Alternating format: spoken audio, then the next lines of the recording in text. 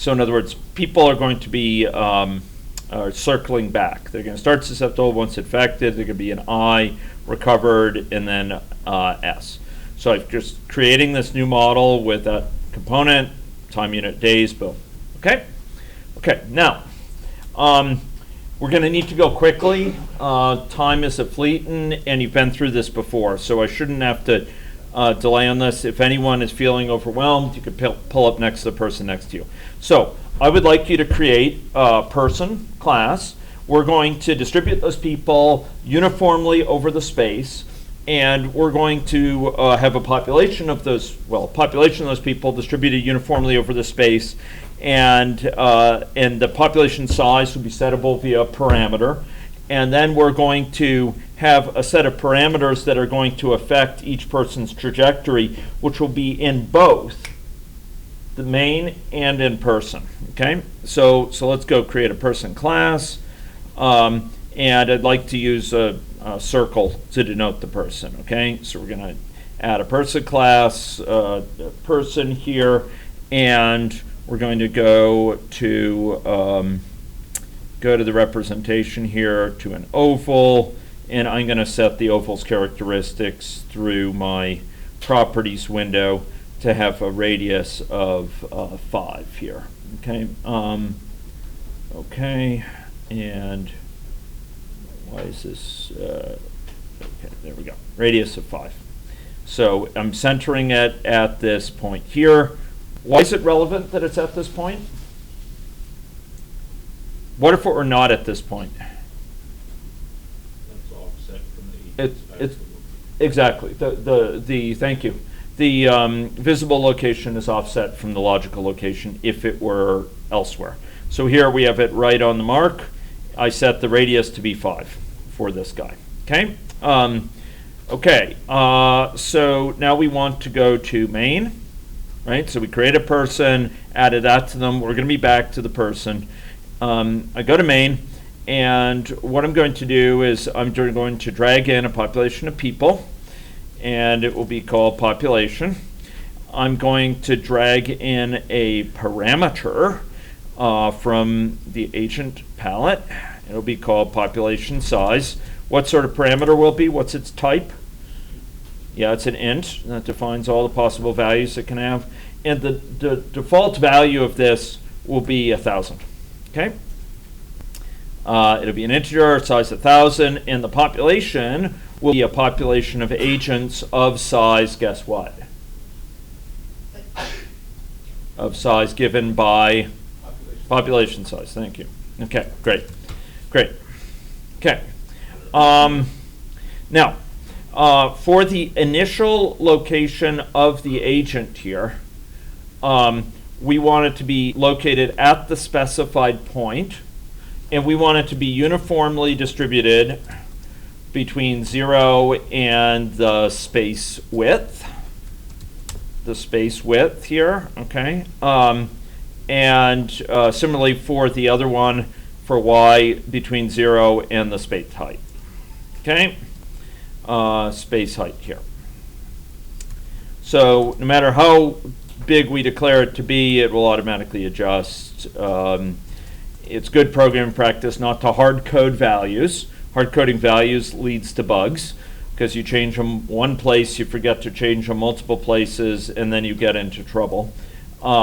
It's much more robust to have it depend on some clear abstraction like the space height, space width. Don't have manifest constants in your code or in your models. Okay, ladies and gentlemen, so this is good. What will happen if we run this now? What will we see?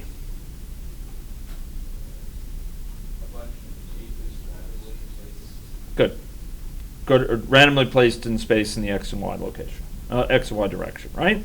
We'll see something like that. Great. Fantastic. Okay, so now, ladies and gentlemen, what I'd like you to do next is to go and we are going to associate these people with a network. How do we do that? How do we associate them with a network in any logic? In person. Yeah, this is great. Great. Much appreciated that. So within Maine, it's not a function of the population, it's actually a function of person as a whole. And let me just drag this down here so you can see it. Okay, and we'll go down here, and it's in space and network. Okay, and we're going to set it to be a distance-based network. Okay, with a connection range, ladies and gentlemen, of 20 units. Okay. Now, by rightfulness, we should probably make that a parameter as well. So I'm going to go and copy in another parameter. It's going to be connection range, and it's going to be a double precision value with a default of 20, and main is going to depend on that connection range. So rather than hard coding that, I'll have it, rather than being a distance of 20, I'll have it depend on connection range. Okay? Okay. Now, if I run this, what will I now see? Anyone? What will I now see?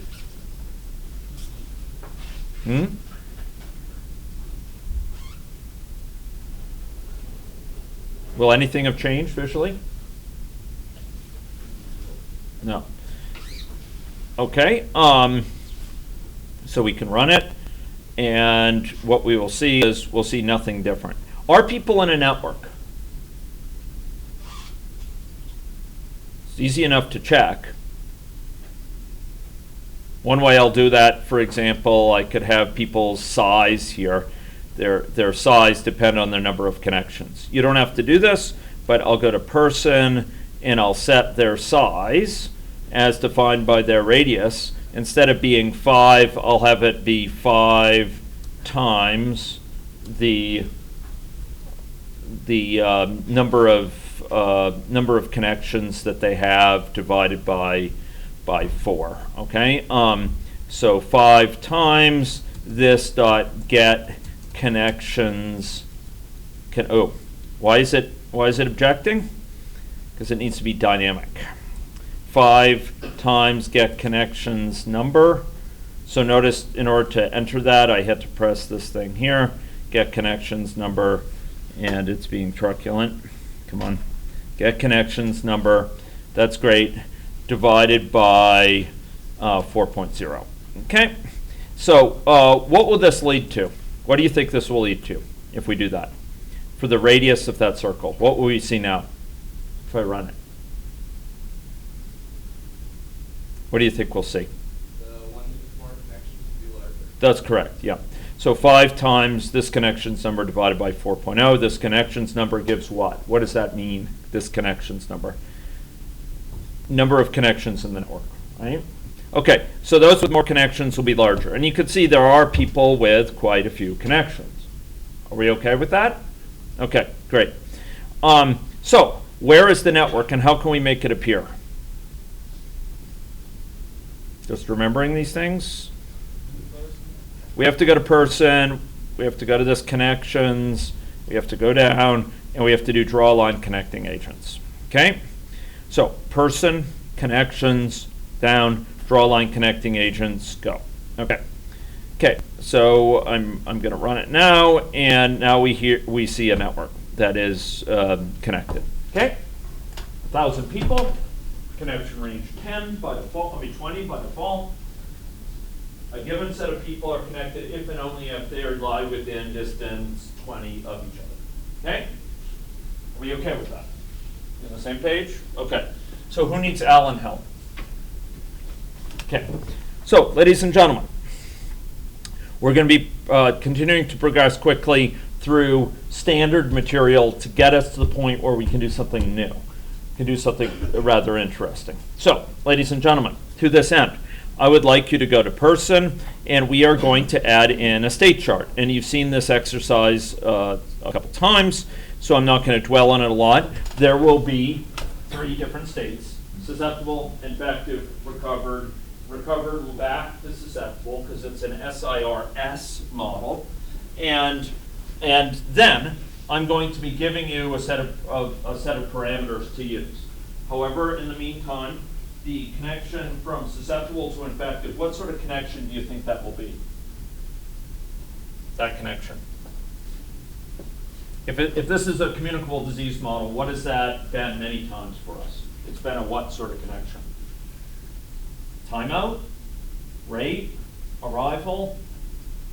What sort of connection? Message, indeed. So getting an exposed message. Okay, great. There's going to be a branch between susceptible and infective, okay, by which they might or might not get infected by exposure. Okay, so ladies and gentlemen, susceptible, okay, it's, oh, what am I doing? I said name the whole thing susceptible. We don't want to do that. We want to name the whole thing infection state chart, say. Okay, and the first state is susceptible. That's great. Susceptible, again.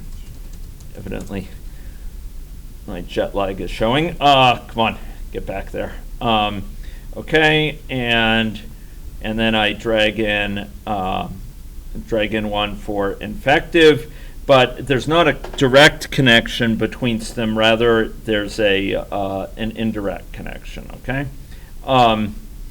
Okay, now this thing is exhibiting truculence. So pardon me just a moment while I take control again of my mouse. Okay, but you've got a clear set of marching orders here. I'll get out another mouse and we'll see if this fixes the trick.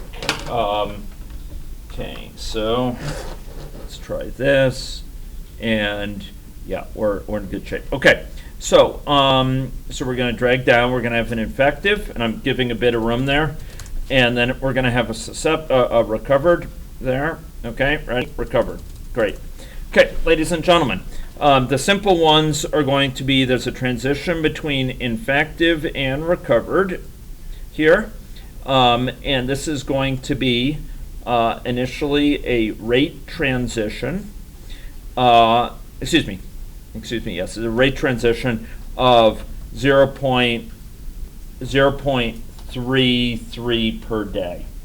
Okay, so what does that imply about the mean duration of infection? It's a good review for your exam. What does that imply about the mean duration of infection? If I have a hazard rate, a chance per unit time of 0.33, what does it imply about the mean duration? Yeah, 3 days, approximately 3 days. Good. Okay, great. Next, we're going to have a transition back here from recovered to susceptible. Okay, and that transition is going to be a rate transition as well. So this is going to be called waning of immunity. I'm going to display it here. And it's going to be a rate transition of 0.02 per day. Okay, 0.02 per day. Except we're gonna, excuse me, I should have created a parameter for that already. Okay, so let's just now go create a couple parameters here. So one parameter will be, and notice I'm placing them in person. This parameter will be duration of immunity, and we could say in days. It's questionable whether we have to do it, and that's going to be it's going to be 50. Duration of immunity in days. Okay, and I'm not sure why this Google thing is staying up there. That's not a helpful thing here. Okay, it's remaining there. Okay, duration of immunity in days, and then I want a contact rate. Okay, so contacts per day. We're gonna have that contacts per day. And that is going to be 20, okay? Contacts per day. Here we go. Contacts per day. And that's going to be 20, okay, by default. so 20. And now we're going to get a beta. What do you think the beta represents? Anyone? Yeah, so I could write it out, but I'm just going to call beta. We've been seeing this before, and it's 0.1. Okay,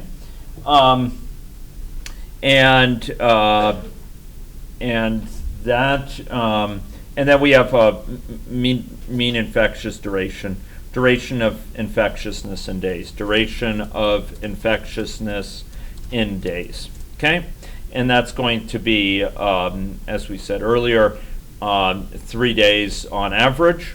So we've just put in a parameter form. Now it's important that these be in the person, because we're going to be modifying them on a per person basis. Okay. So who would like me to read out any of these values? We've just gone through a list of them. Duration of immunity in days is 50 days. Contacts per day is 20. Beta is 0.1. And duration of infectiousness in days is 3. Okay? Okay, so ladies and gentlemen, having done that, let's wire these things up accordingly. So this duration here, which we had hard-coded, we want to make it 1 divided by what? This is going to be 1 divided by duration of infectiousness in days. And for those who are not computer scientists, just to be careful, I would advise you in general to put 1.0. Those who are computer scientists will recognize that as long as this is a double precision value, this guy will be promoted to 1.0 anyway, so you don't have to be as cautious about it. Okay, so this is going to be called recovering this transition here. We're much of the way done with this, and we'll get to some interesting new stuff in just a minute. Okay, so this is called recovering, waning of immunity. Its rate will be 1 divided by duration of immunity in days. Okay, and again, for those who are not computer scientists, you might want to just in general on a precautionary basis put 1.0. Okay, great. Ladies and gentlemen, we will now put in place some transitions from susceptible to infective. This is going to be a conditional transition. It will have a branch, and the branch will have a default outcome that goes back to susceptible, and it will have a conditional outcome that goes to infective. Okay, so here we go, and I would like to click on this guy and drag him like that. That's great. Okay, so this is the default, going back to susceptible, and the condition, who could tell me what this condition will be based on these parameters? Notably based on beta. What's the condition here under which it will transition to infective? Anyone want to advance a condition? Okay, that message transition will actually be this upper one. This one, conditional on you getting this message transition, you'll either by default just not be affected, or with a certain probability given by beta, you will get infected. Okay, so I called it beta. I feel mixed feelings towards that because we as a group know what that means, but people coming in via the web don't necessarily. So I'm going to say probability of infection given exposure. How's that? You can decide what you want to put down. Okay, and I'm going to do random true of that. Okay, great. So in short, and this is Garrett's innovation, this particular transition will be based on a message transition. They will go here, and either they will get infected or not. Okay? Great. Now, ladies and gentlemen, to be careful, we're going to go actually have a particular message we're going to look for. That's going to help us in another 20 minutes or so. So, ladies and gentlemen, I would like you to go to projects, and I would like you to do something here that's good practice. We are going to, so let me ask this. I'll just ask it now. Okay, so suppose we wanted this thing to be triggered by a certain message. And I'm going to say the message is going to be exposed. I will tell you that this is not very robust. I will tell you that this raises vulnerabilities. Why is that? I'm going to put in this exposed exclamation point. I'm going to say, if this message is this, in that case, go down here, otherwise ignore it. Why is this troubling in terms of vulnerabilities? If you have a typo in your code, then it won't trigger. Exactly.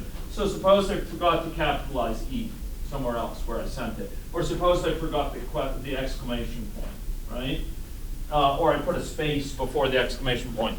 It'll say, oh, it's not exposed. So that's problematic, ladies and gentlemen.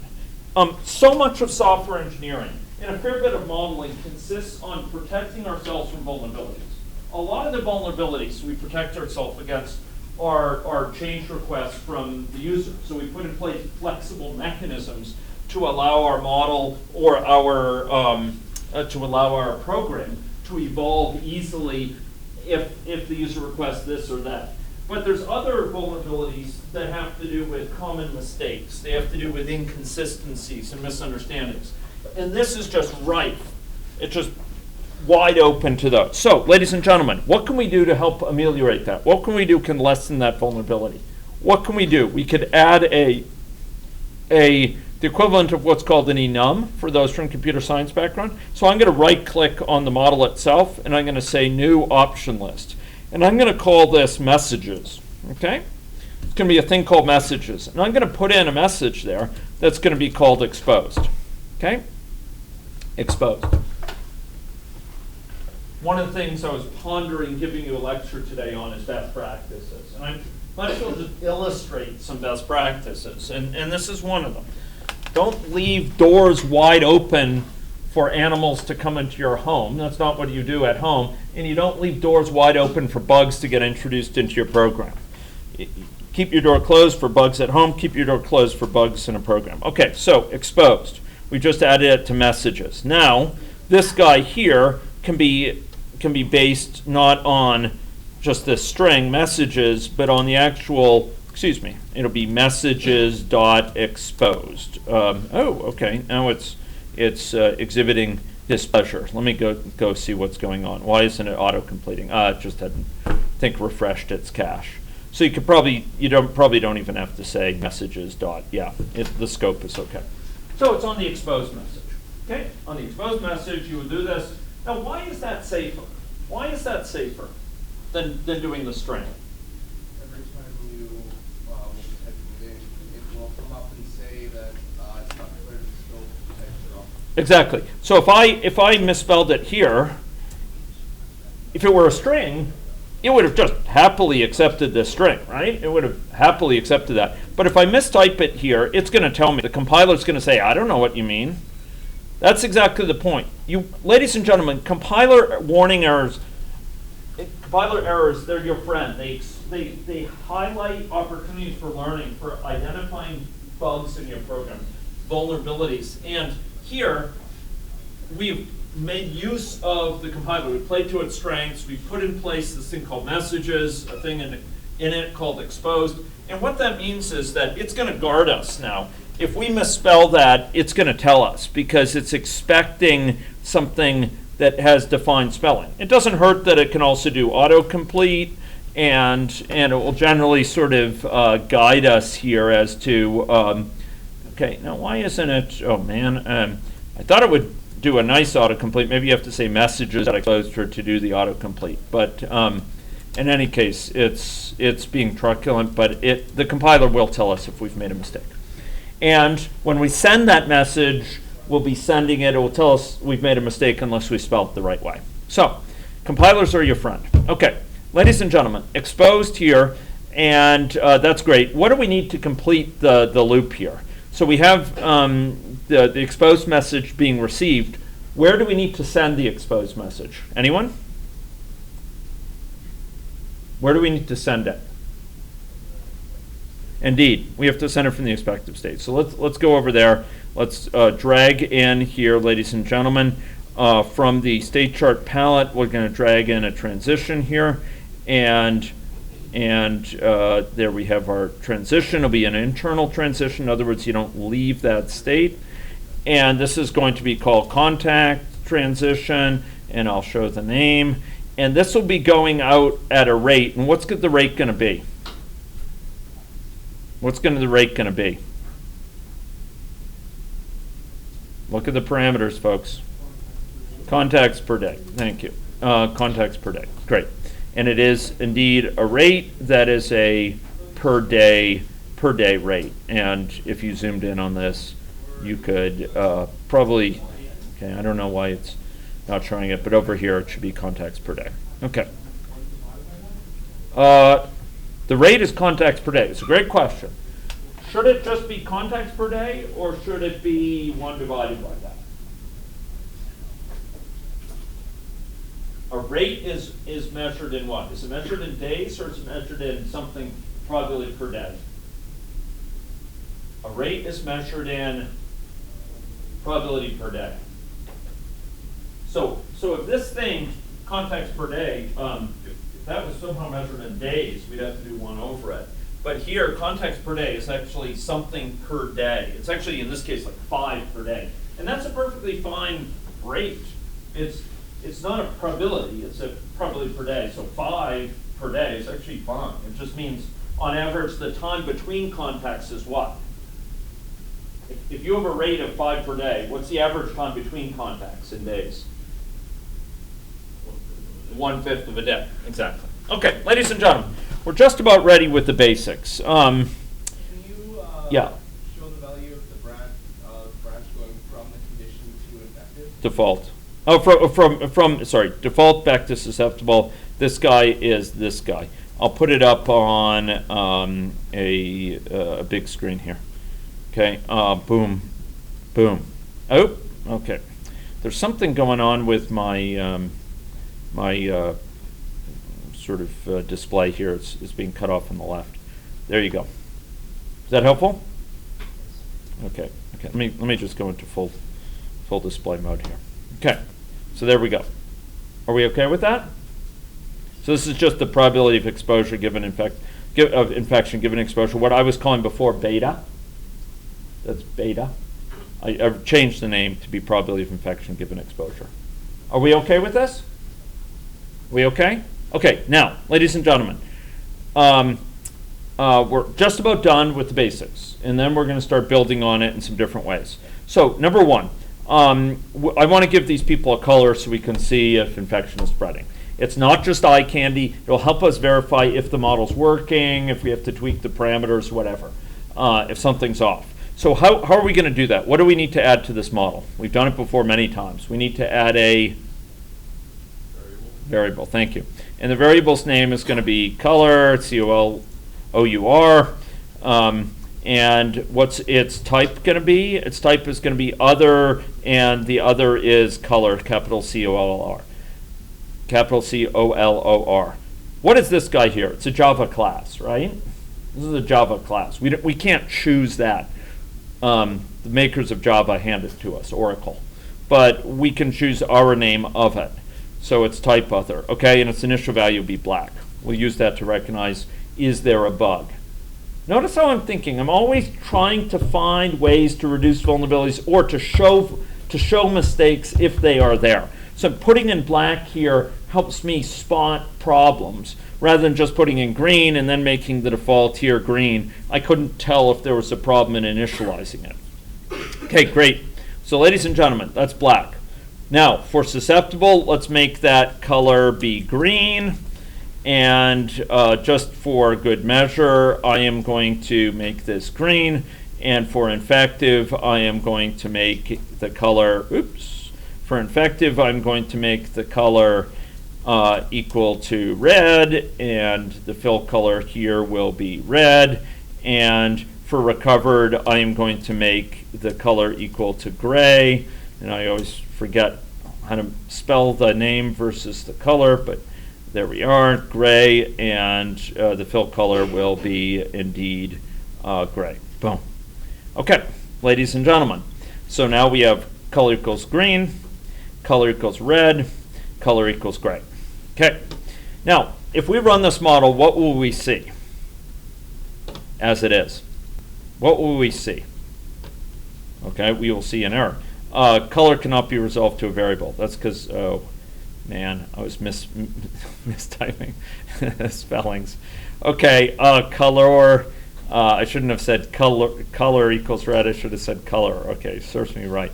Okay, there we go. Fine. Mixing American and British English. There we go. Okay, what do I see if I run the model? Anyone? Nothing will change. Why not? Because we haven't set the color. The first reason is we haven't set this to be the color. So you have to go to this thing, and you have to change this from being statically defined to being defined based on the dynamics. We've done this before. Remember that? You have to go to this guy here, go to fill color and appearance, click this guy here, and type color. Are we okay with that? Alan stands ready. Alan sits ready. Okay, who needs Alan help? Okay. Okay, so if we run it now, should we see lots of things going on? What will we see? Why is nothing happening? We haven't sent a message. We haven't sent some initial message, right? We haven't infected an initial person. Okay, ladies and gentlemen, there's many ways we could do this. We could divide people up into these categories. We're going to go and we're going to do a principled way of doing it. Up in main, we are going to add an event called perform initial infection. Okay? Notice I name that in a way that implies doing something. It's performing this rather than infection or something like that, which is fairly ambiguous. So perform initial infection. The action here, ladies and gentlemen, it's going to go off only at time 0, and the action is going to be send to a random agent inside. So this dot deliver to random agent inside, and what will it deliver? What message? Exposed, indeed. Exposed. Okay. So deliver here for when it gets that event going off at time 0, it will deliver a message to that person. Are we okay with this? Okay, who needs me to show something I've done? Because we're just at the point where we're going to start branching off, and so I want people to be at this common point. We've done all this before. Everything to this point we've done before at one point or another. But you may have missed something because I've deliberately gone fast to open up some time for us. So who would like me to show something that I've done? Anyone? Oh, there's one more thing we still have to do. What is that? It's not spreading. Why not?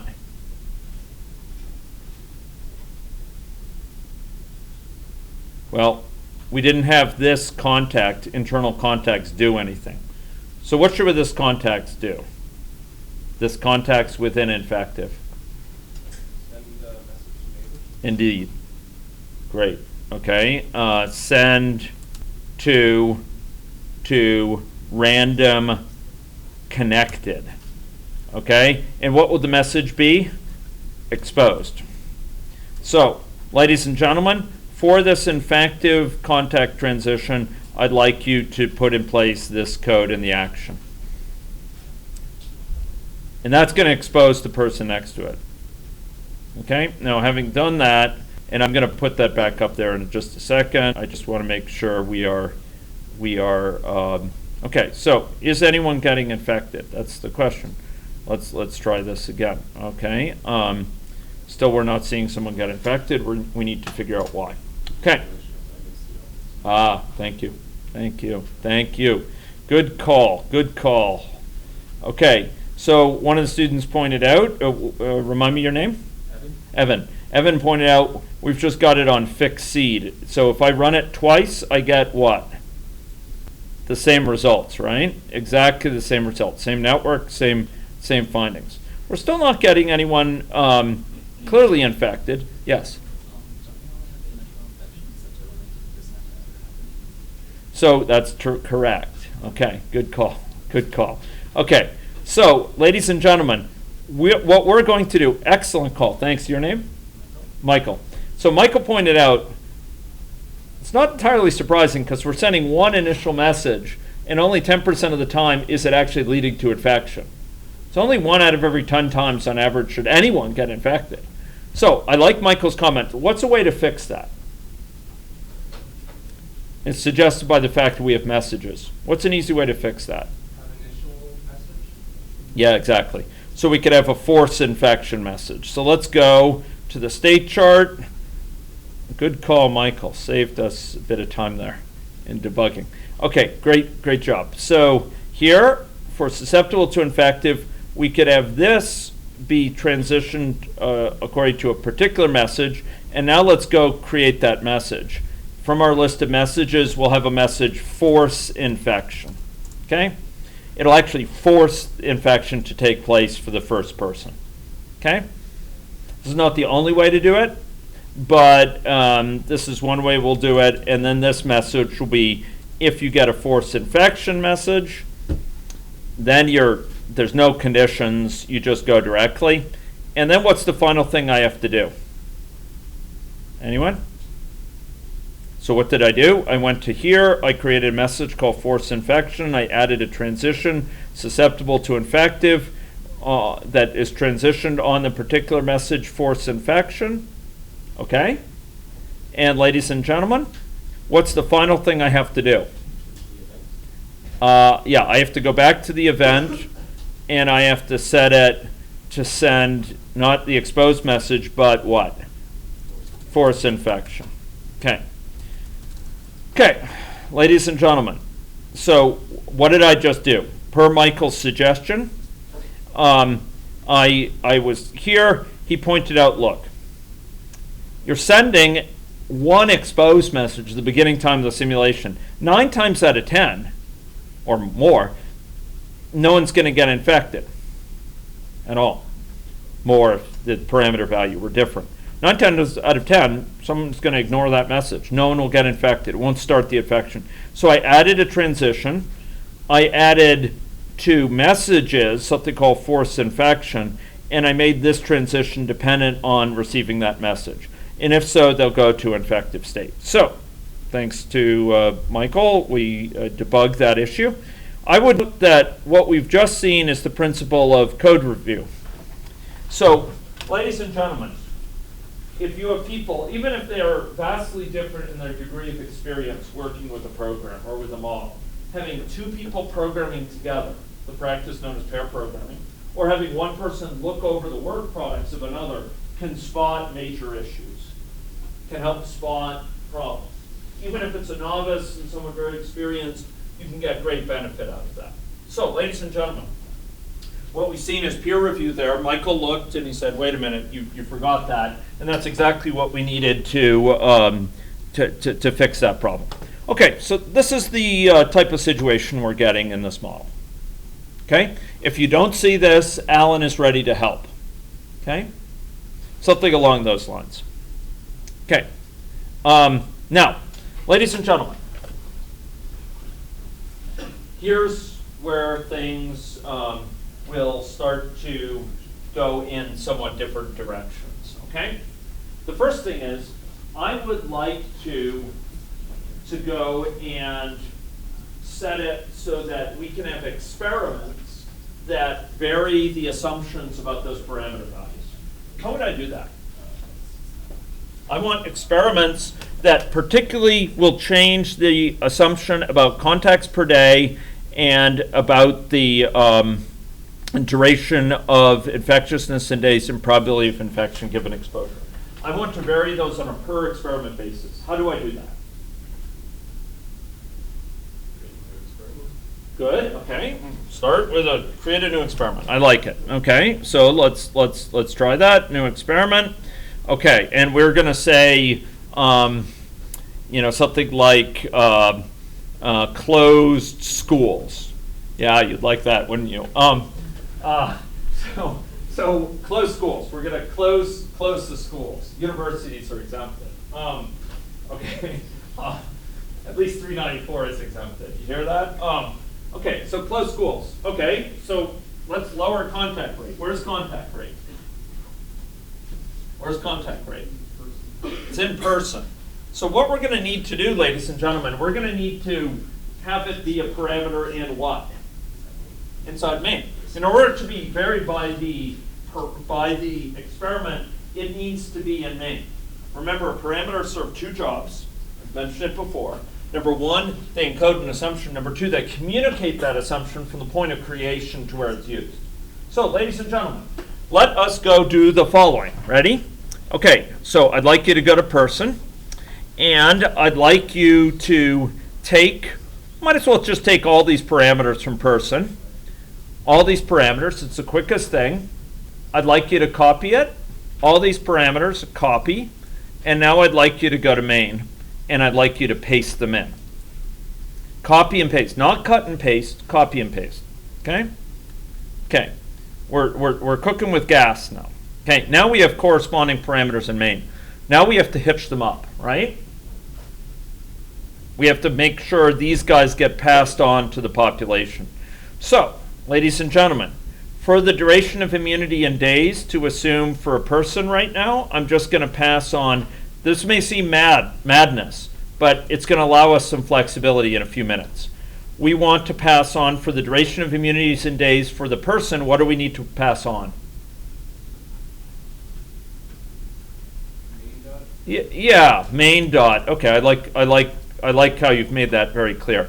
Main dot, except here we actually are in main, so it's actually this dot duration of immunity in days. Same thing with context per day. Okay, all we're doing is we're passing each person who's being created, we're passing our corresponding assumptions as we've been told by the experiment. We're just passing those things on. Duration, there we are, immunity in days. Okay, ladies and gentlemen, there we go. So all I'm doing is it's a very straightforward thing. We're simply, as a boilerplate, passing on the corresponding parameter within main, for the appropriate parameter in person. Are we okay with that? Are we okay? Okay? Okay, now, this is going to let us do two things. First of all, it's going to let us vary these by experiment. Second of all, it's going to allow us to vary them on a per person basis. So, ladies and gentlemen, are we ready with that? Are we okay? Who needs a bit more time? Bit more time? Okay. So, ladies and gentlemen, now we have these closed schools. Let's go back to closed schools, and we are going to lower the contacts per day for this population from 20 to 5, okay? To just 5. 5 per day, from 20 per day. They're still playing street hockey, or maybe hockey on the rink. They're just not going to school. Okay, so closed schools. And so we could run this with this alternative assumption. So now we have lowered the contacts per day from 20 to 5, and oh, look at that. That was one lucky town. Okay, what's going on here? What do I need to change? Indeed, Evans, it comes back to Evan's point. Okay, so we're running it. We need to run it on random seed. Excellent. Okay, so now we run, and we won't be so lucky every time. Here we go. And there we go. Now it's, oh, wow, it's even luckier. Look at that. It just died out there. Let's try this again. Okay, here we got, it spread a little bit through this, but it actually hasn't spread very far. It's kind of gotten bottled in this region. Now we're going. Okay. But it's still not spreading quite as over the whole network. Okay. And we could look at some statistics, and if we had time, we'd do this. People are going to be spending somewhat less time infected, etc. Okay, good enough. So here's on a per day basis. Okay, let's put in place a mechanism so we could look at some outcomes here. Okay, I would like to go to main, and I would like to go to population. And I would like to put in place a statistic that will count up the number of people that are infective. So in the population, I'm going to do statistic, and I'm going to say count infective. And the count here will be what? it'll count the number for whom this is true. Item.instate person.infective. Okay? We've done this before, so I'm not going to dwell on it. It's going to, for each person in turn in the population, it's going to ask, are they in the infective state with respect to the person? And it's going to count up the number for whom this criteria is true. Now, I'd like to highlight this. This is what we call in software engineering pattern literature a specification. It's something, it's a clause that indicates true or false here.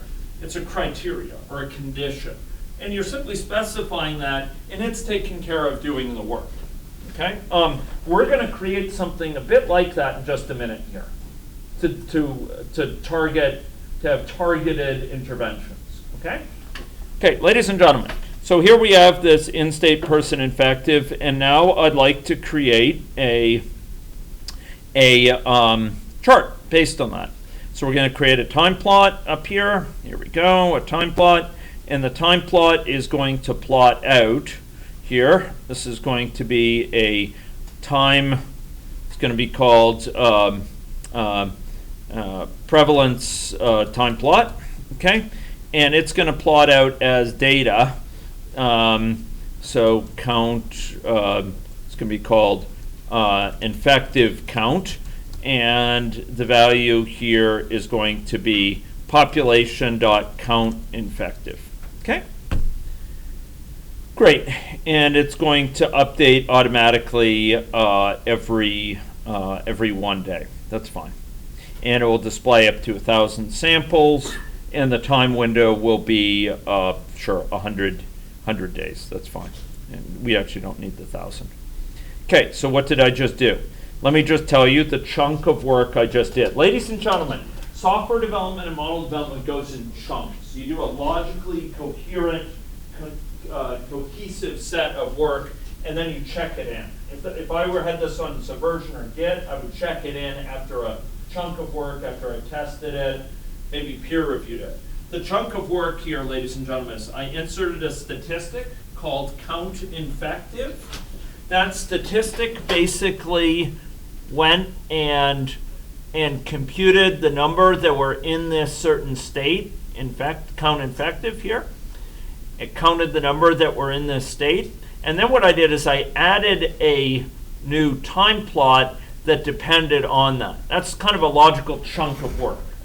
So I'm going to now run it, because we often run these things in these logical chunks of work. So I'm going to run it now, and I'm going to see if it is operational. And indeed, we see here, okay, there's roughly on the order of, on the order of something around 400 to, it's right around 400, maybe up to 440. So like 360 to 440, something along those lines. Great. Ladies and gentlemen, so now we could run it without the schools being closed. We could run it, and this time it didn't catch at all. That's going to happen occasionally. Now that it is catching, we're going to see a number.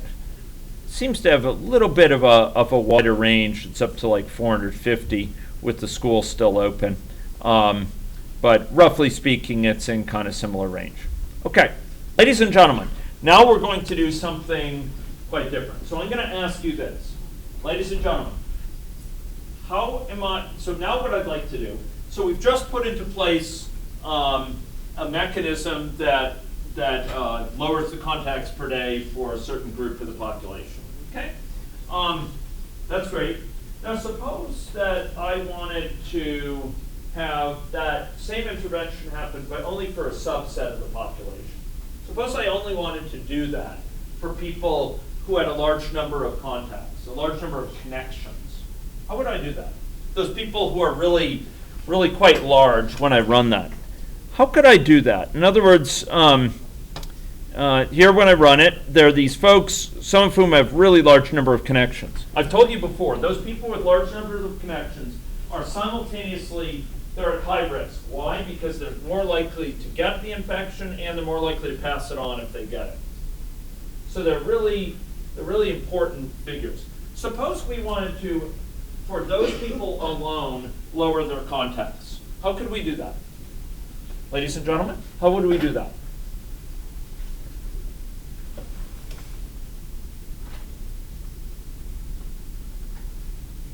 How could we do that? We want to, only for these people who are large, we want to lower their contact rate. What could we do?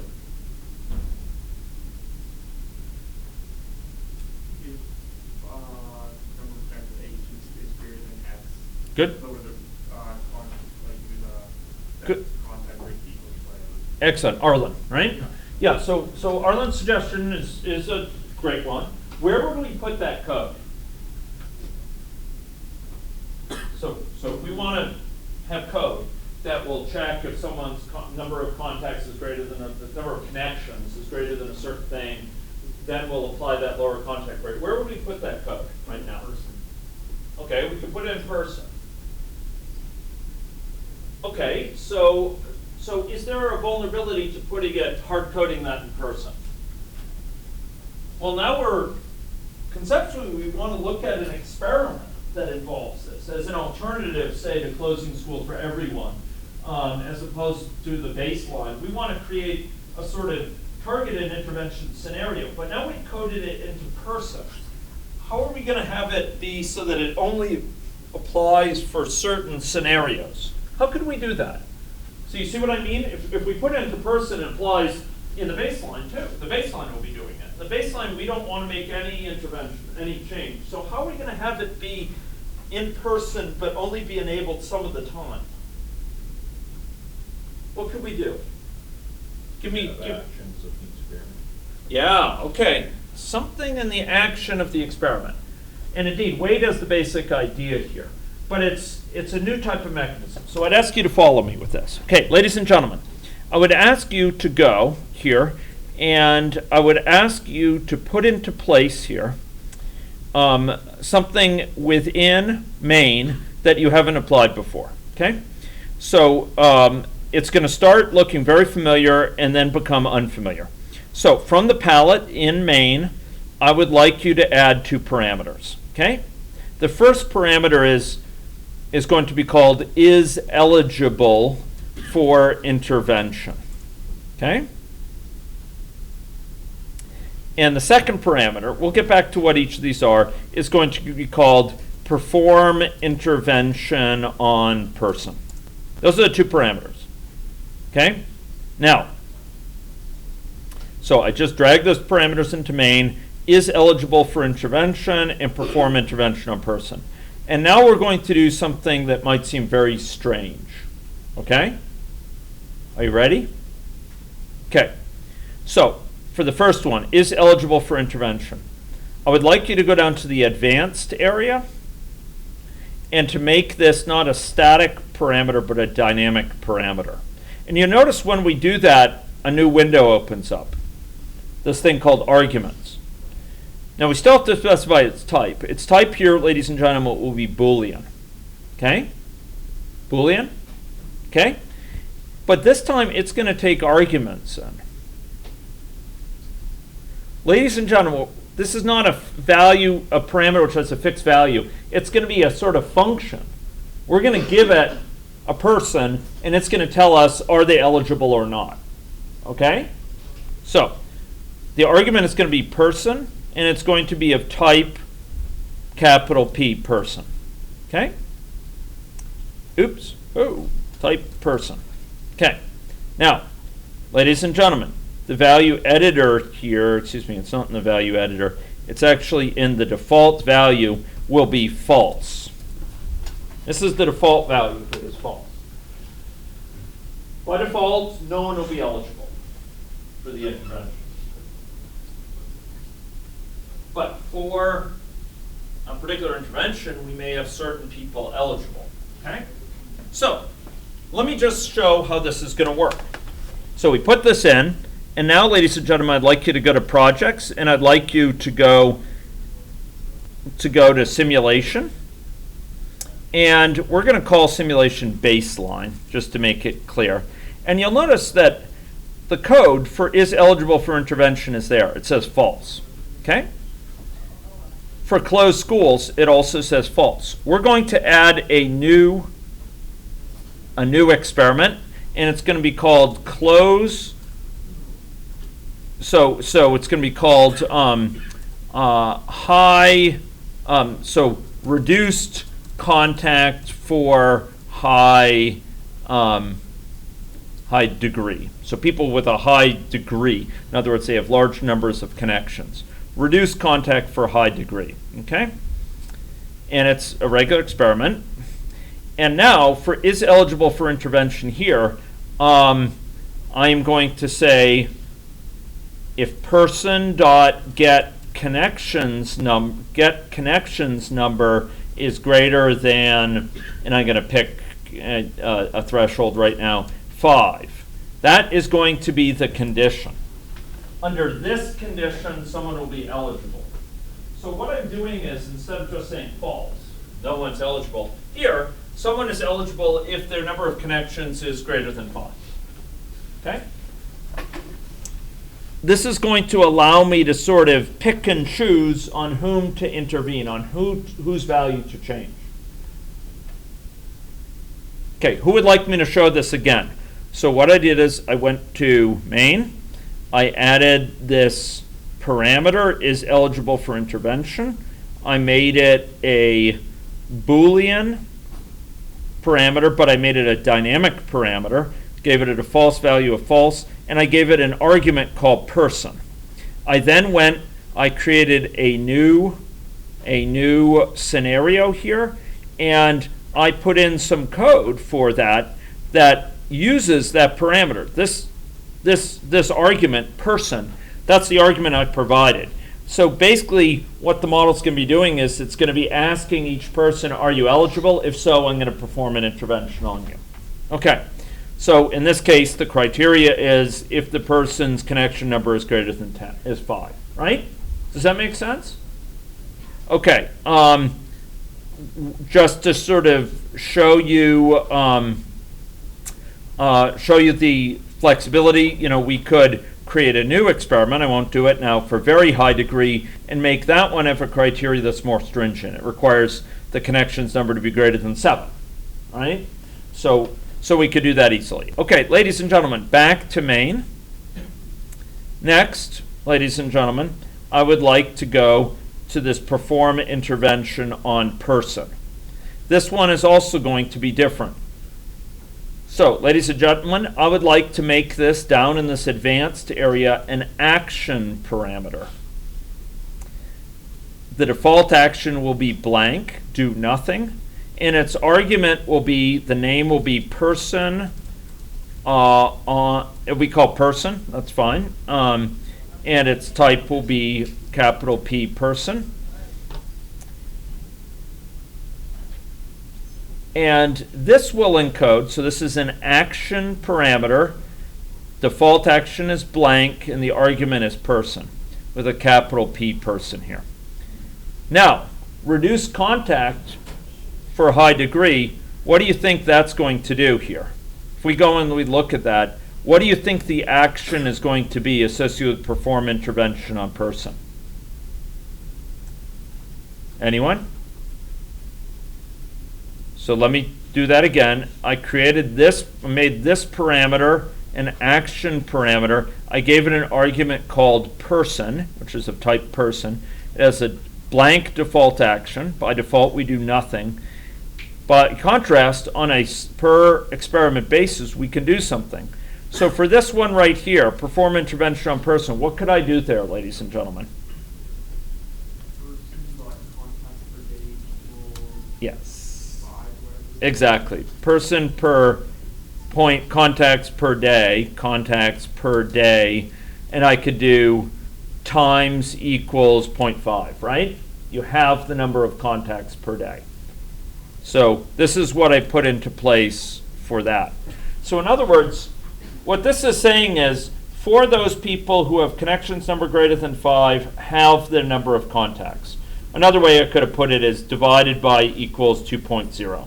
This basically says make contacts per day equal to the current value divided by 2.0. Okay, Contacts per day equals contacts per day divided by 2.0. It's the same thing for those not familiar with this. So I could have written this as this, but it's a little bit easier to write it as that. Okay. So, ladies and gentlemen, now what we have is each experiment can specify rules for who's eligible. Each experiment can specify rules for how those people get changed. So, for example, we could have reduced contact for a high degree. We could alternatively add an intervention here. We could add, for example, an experiment which will be based on, and this could be, reduced infection probability for medium contact, and this one is eligible for intervention. It would be person dot get connections number greater than 3, and perform intervention on person would be person dot probability of infection given exposure times divided by equal to 2.0. So we could divide that by 2. So what I'm doing here, ladies and gentlemen, now I allow each experiment to specify a rule for who's eligible for the intervention, and to specify for those eligible how will their situation be changed, how will their characteristics be changed here. In this case, I changed their characteristics by dividing their contacts per day by 2. In this case, I have their probability of infection given exposure. So, ladies and gentlemen, this is an example of what we in computer science call higher order programming. What we're doing is we're specifying not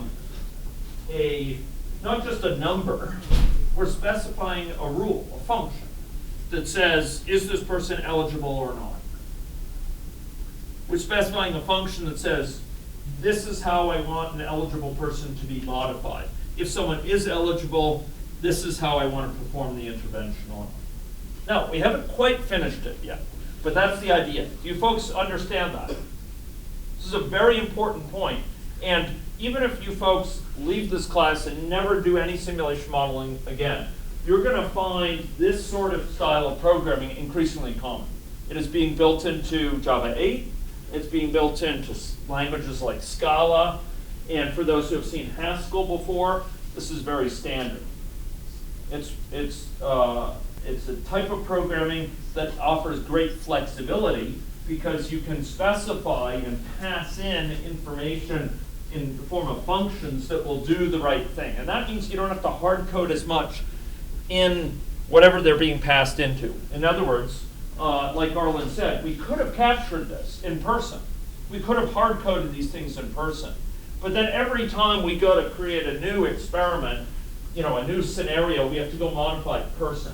Instead, here, all of the logic, all of the general rules can be captured here in the experiment itself. And it means we don't have to go modify person at all. Let's see how this finishes. We've just about 1 minute of work to do. Okay, so ladies and gentlemen, this is great. We have this in place. We just haven't used it yet. Let's go do that. So go to main. And now we're going to add a new experiment. A new event, which is going to be called here, perform intervention. Okay? Perform intervention. This event is going to go off for today at time 0. We're going to build on this model next time. Okay? Time 0. Ladies and gentlemen, this is what I'd like you to do in this. Okay? So for each person in the population, so person P in the population, if, guess what I'm going to ask here? What am I going to test? Where did I put in place a criteria a condition. What was it? What criteria did I put into place? Yeah, okay, so we're going to say if is eligible for intervention for that person. If they are eligible, guess what we're going to do? What are we going to do for them? We're going to perform the intervention on them. Perform the intervention on them. We're going to perform it on them. Let's go check what this is doing, ladies and gentlemen. Let's just, and this is the last thing we're doing here. We're going to run this. Oops, okay, perform, okay, perform, okay. So why is it an unhappy camper? It's undefined okay. Oh, I typed the wrong thing. Perform intervention on person. That's what I wanted, not perform initial infection. This is what I have there. Okay, for each person in the population, if they are eligible, perform the intervention. Who defined these things? Where are these things defined? Is eligible, perform intervention. The code for this, where is that defined? The sort of rule that's used is eligible. Where is that defined in the model?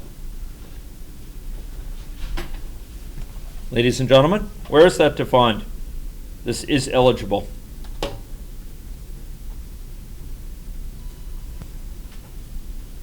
It's defined, ladies and gentlemen, in each and every experiment. Each and every experiment provides a rule here. You can think of it as defining a function. A function for are they eligible? Is a given person eligible? A function for if they are eligible, perform the intervention on them. So what this is doing is, this code in main, this code which I've just placed in main, perform intervention, what it's doing is, at the start of the model, it's running through each person in the population, and it's asking, okay, are they eligible? If so, perform the intervention. Where this is eligible is given by the experiment. This perform intervention is specified by the experiment. So each experiment can specify its own custom rule for this, its own custom rule for that in the form of a function. And what that means is we don't have to go change main every time we need a new experiment. So, put in place this mechanism or that one. It's a very general mechanism. So we could have 100 different experiments with 100 different rules and 100 different changes on a per person basis. And all of the customizations will be captured in the experiment. None would have to yield modifications of person or main. Is what I'm saying make sense to you? So here, the experiment is specifying not a number, not a fixed value. It's specifying a rule. It's specifying a function. And this function is being passed in and is then being applied right here in this form. It's being applied here, the function associated with eligibility and the function associated with intervention. We have parameterized this model, ladies and gentlemen, not by fixed constants in this case, but instead by functions. And parameterizing your system by functions is an extremely powerful technique, regardless whether you're building a model or you're building another type of software system. It allows for profound sort of flexibility on the part of that system. You don't have to go in and tweak that system every time you want to change, in this case, the rules for eligibility or the rules for what to do. That's all outside. We just call it as if it's just another parameter. And the internals of it can be reused. That function can be reused in many, many, many different contexts. Whereas if you hard-coded things within whatever you're calling, if you hard-coded things in main or hard-coded things in person, or if you have a large software system, if you hard-code things in the internal algorithm, then it's really fragile. Every time your needs change, you may have to create a new copy of that algorithm, or what have you. Parameterizing systems by functions, allowing functions to be specified, in this case here, on a per experiment basis. In short, to be provided by a client, to be specified by a client and passed in, is one of the most powerful tools of abstraction we can use in computer science. And that tool, ladies and gentlemen, has been achieved by the power of this class. Okay? So, we're going to build on this next time. But first, I have a challenge for you. I want you, before the next class, I want you to create this model, a model like this, in terms of similar overall assumptions for contact rate, and in terms of assumptions for duration of immunity, and similar assumptions in terms of duration of infectiousness. I want you to create that model in a system dynamics aggregate model. Susceptible, infect, recovered stocks, okay? And then I'm going to ask you further, and I'll send an email about this, to create a little discrete event model, little discrete event simulation model that's going to represent a clinic where people are being treated. And we're going to have people go to the clinic, okay? They're going to go to the clinic, get treated, only then recover. And we're going to discuss the differences between these models. We're going to hitch that clinic model up to this one and have the two be joined in a hybrid model. And that will be next time. But I want you to think those things through so that we can talk through the implications next time. Okay?